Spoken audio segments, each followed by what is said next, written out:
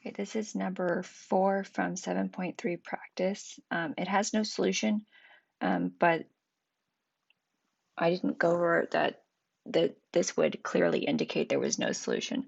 So I'm going to go ahead, let me label these. What should I cancel? Y's or Z's. I'm going to cancel the Y's out, and I'm going to use equation A with equation C.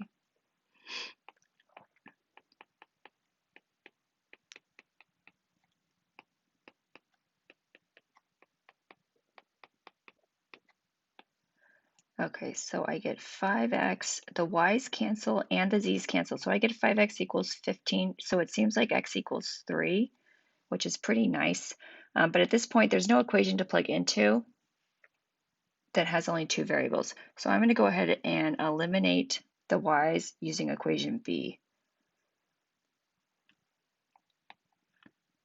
Okay, and there are other ways to do it, but I just want you to see that what is leading me to believe that this is no solution. Okay, let's see, what should I cancel with? I'm going to use equation A, and I'll times equation A by 3.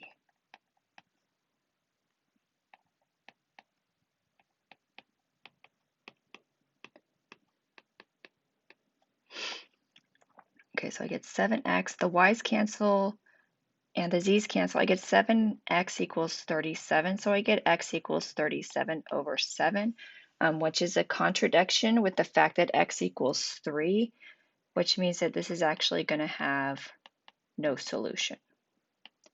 Okay, so that's one way you could tell there's no solution. I could have also taken the x is 3 and plugged it in for x, probably in this equation right here, 2 of the equations, and then solved those, and I should have still come to the conclusion that there's no solution.